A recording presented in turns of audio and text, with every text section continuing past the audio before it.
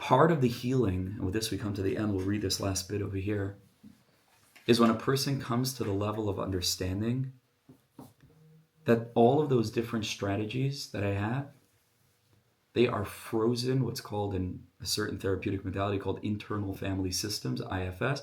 They are frozen inner children. In other words, like this is terminology that's bandied about. It becomes very like fluffy, like, oh, inner child. It's very, very deep. Listen carefully, very deep. Just because you and I are the age that we are at as adults, it doesn't mean that all of our inner world is that same age. Because whatever the age it was in our emotional development that froze and needed to draw on a particular strategy that we carry with us today, that part is still the same age that it was. It's still immature. It hasn't been carried into the world of the adult, like to know that, no, I can handle this. It's still in trauma. Fight, flight, freeze. It's still stuck. Part of our job is to be able to embody what's called in that work self, which is the adult that actually has what it takes to be able to live and to survive without strategies, to address those parts without judgment, as we're going to see in a minute, to address those parts inside of us with a great degree of compassion. And not only that, as we're going to see, to thank them. It's paradoxical to thank my addiction to smoking. Let's say I don't actually smoke, right? But to thank that, to thank the compulsion toward alcohol, to thank the compulsion toward my phone, to thank the compulsion for drama, to thank the compulsion toward jealousy or anxiety or stress or depression. All of it. These are strategies, not you. I'm not depressed. I have a part of me that's depressed. That part of me was trying to protect me.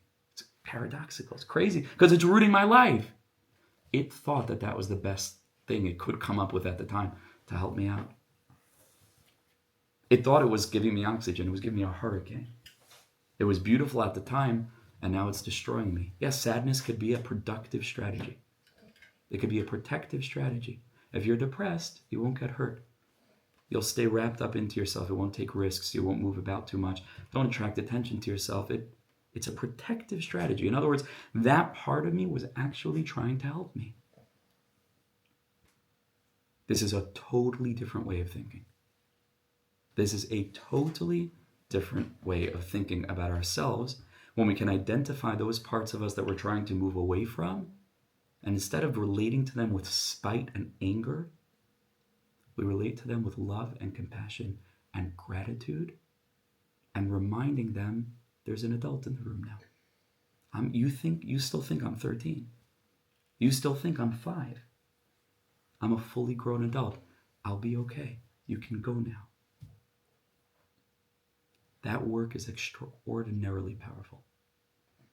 To build a relationship with these, what they're called parts, with these small little frozen children, usually with looks on their faces, expressions of fear, terror, tension, not knowing what to do. There are babyish parts in us. It's called Narishkeit. We have inside of ourselves Narishkeit. It's not bad though. It just is. They need to be embraced. We need to parent ourselves. We need to give those parts what they didn't get.